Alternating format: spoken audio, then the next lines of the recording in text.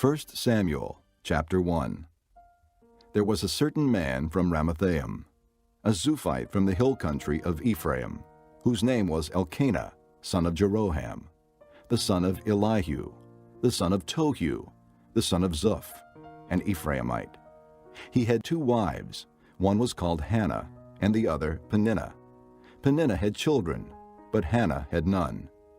Year after year this man went up from his town to worship and sacrifice to the Lord Almighty at Shiloh, where Hophni and Phinehas, the 2 sons of Eli, were priests of the Lord.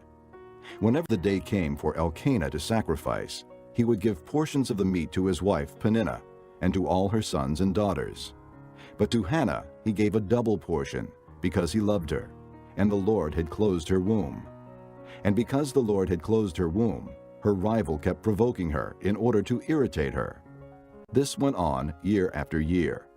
Whenever Hannah went up to the house of the Lord, her rival provoked her till she wept and would not eat.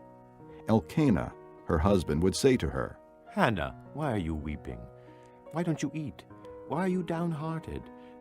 Don't I mean more to you than 10 sons?" Once when they had finished eating and drinking in Shiloh, Hannah stood up. Now Eli the priest was sitting on a chair by the doorpost of the Lord's temple. In bitterness of soul Hannah wept much and prayed to the Lord. And she made a vow, saying, O Lord Almighty, if you will only look upon your servant's misery and remember me, and not forget your servant, but give her a son, then I will give him to the Lord for all the days of his life, and no razor will ever be used on his head. As she kept on praying to the Lord, Eli observed her mouth. Hannah was praying in her heart, and her lips were moving, but her voice was not heard. Eli thought she was drunk, and said to her, "How long will you keep on getting drunk? Get rid of your wine." Not so, my lord, Hannah replied. I am a woman who is deeply troubled. I have not been drinking wine or beer. I was pouring out my soul to the Lord. Do not take your servant for a wicked woman. I have been praying here out of my great anguish and grief.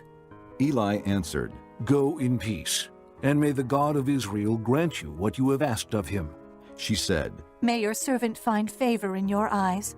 Then she went her way and ate something, and her face was no longer downcast. Early the next morning they arose and worshipped before the Lord, and then went back to their home at Ramah. Elkanah lay with Hannah his wife, and the Lord remembered her. So in the course of time Hannah conceived, and gave birth to a son. She named him Samuel, saying, Because I asked the Lord for him. When the man Elkanah went up with all his family to offer the annual sacrifice to the Lord and to fulfill his vow, Hannah did not go. She said to her husband, After the boy is weaned, I will take him and present him before the Lord, and he will live there always. Do what seems best to you. Elkanah her husband told her. Stay here until you have weaned him. Only may the Lord make good his word. So the woman stayed at home and nursed her son until she had weaned him.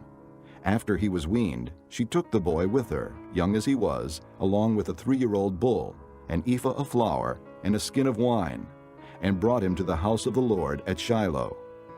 When they had slaughtered the bull, they brought the boy to Eli, and she said to him, As surely as you live, my Lord, I am the woman who stood here beside you praying to the Lord.